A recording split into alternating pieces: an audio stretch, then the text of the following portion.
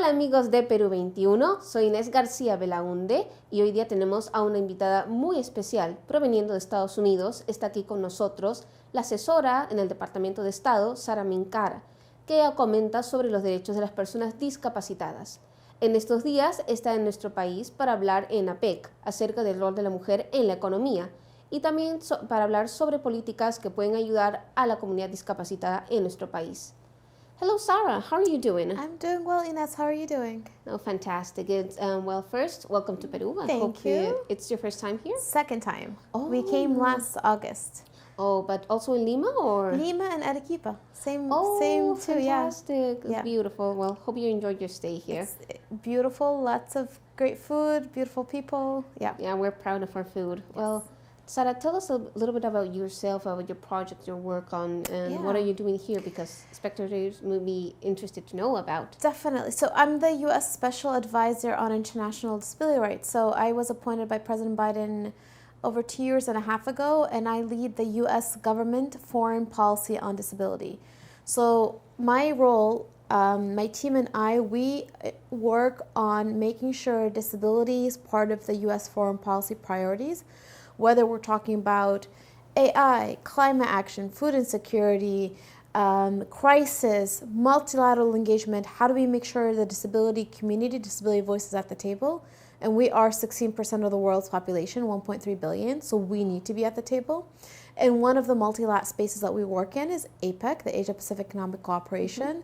And that's why we're here in Peru, because Peru is hosting APEC this year. And in these 22 economies coming together, we need to make sure people with disabilities and their voices are part of all these different dialogues that are happening in APEC. That is fascinating, and it's such a good work because it's people that really aren't represented, aren't helped overall, and I can tell you, APEC mostly sees the economic side of it, but how would you say, could you add the aspect of disability rights into this reunion of APEC, more or less? Yeah. I mean, it is also an economic issue, right? People don't recognize or realize that when we don't include the disability community into our economy, it impacts our GDP up to 7%. People don't realize that globally, we as a disability community and our family members, we have $13 trillion in disposable income. People think of us just as, let's take care of them and protect them. I want us to disrupt that narrative, and I want us to look at it and say, we are users of the systems. We are contributors to the society. We bring value. We're innovators. We're entrepreneurs. We can be employers. We can be employees. We need to be able to access online e-commerce platforms like anyone else.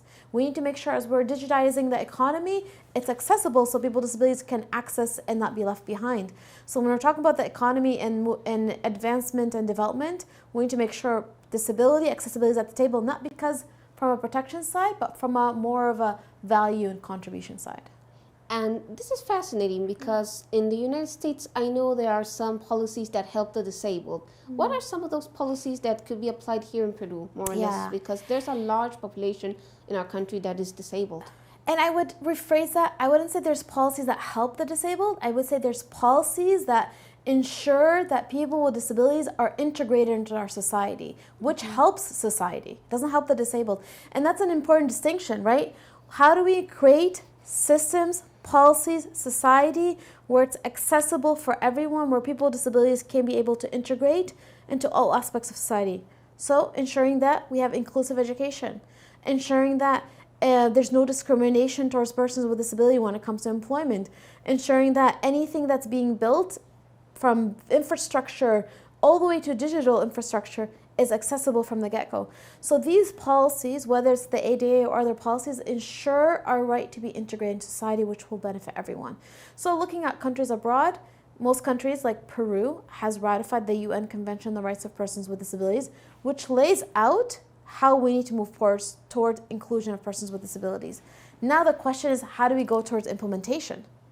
Implementation takes capacity building. How do we build the capacity of our society to be able to move towards implementation? Budget. I will say, do you want me to know your values? Show me your budget. How do we ensure there's budget and resources behind this? And then political will from society to see the value in this. Well, you've been here in APEC, so speaking about this and also speaking about the role of women in the economy, more or less. Yeah. do you find an overlap between the struggles women face and disabled people face? Well, disabled women also face. Exactly. So women in the economy face many layers of barriers. Add disability, we face even many more layers of barriers. So women with disabilities, when you look at accessing financial services, when you're talking about employment, when you talk about also the care economy, all these different layers, women with disabilities are disproportionately marginalized more than the average woman without a disability. So the women economy tomorrow, the reason why we came specifically to speak at the WEF and the women economy and the Ministry of Women and Trade is because in conversations on women in the economy, we need to make sure we have the lens of women with disabilities. And what type of policies do you think could help these women in more or less integrations to the workforce and adjusting proper salaries? So I would say I look at it on a few different layers. First, let's ensure all women rights initiatives, organizations, policies, programs, services are inclusive of women with disabilities. That's really important. So how do we ensure that stakeholder, those communities, those efforts are inclusive of women with disabilities? On the other hand, how do we ensure that women with disabilities are able to come to the table when we're designing policies, programs, and services for women at large? People will tell you, well, Sara, just bring up a seat to the table, right? If you're not invited, just bring yourself to the table.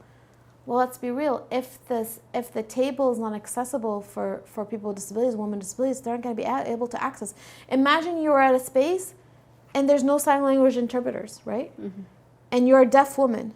You're not going to be able to access a space.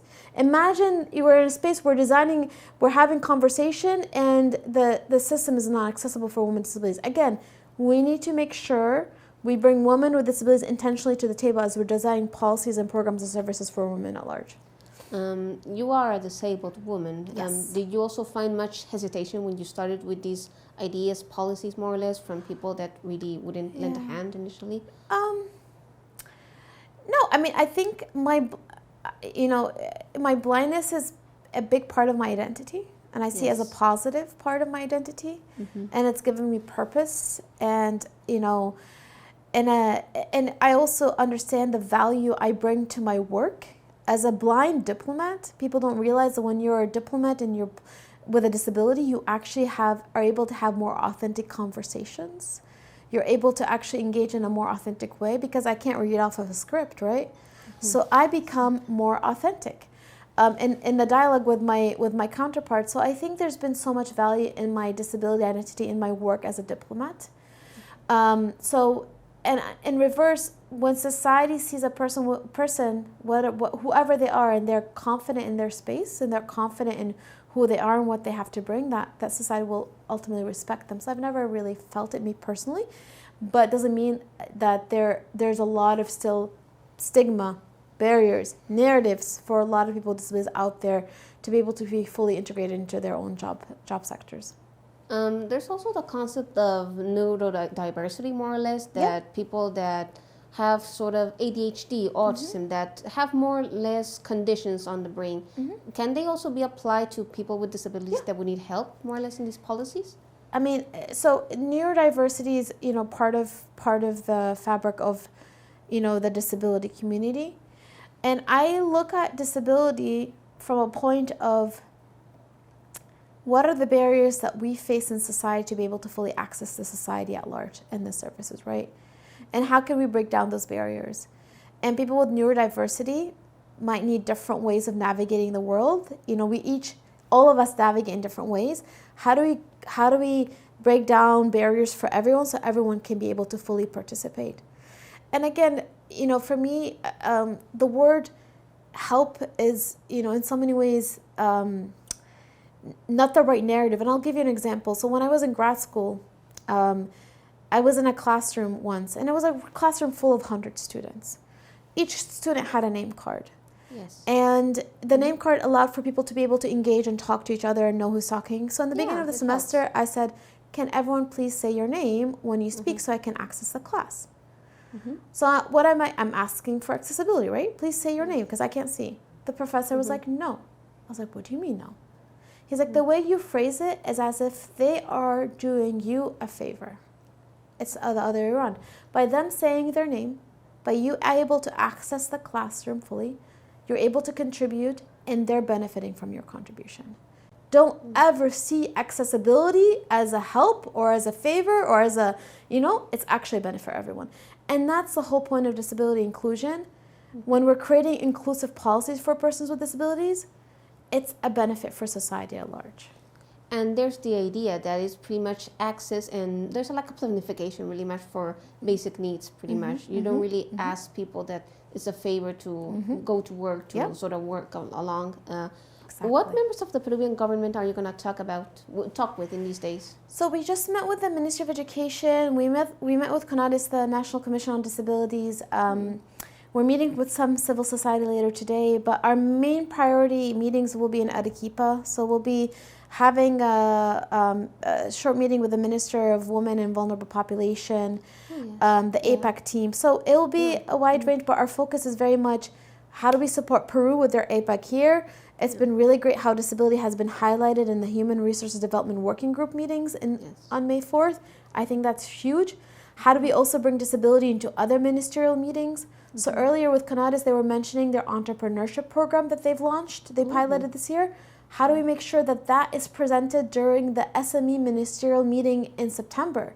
That it would be great for their voice to be there. So again, how do we make sure disability is across all of these dialogues? Well, that sounds fascinating.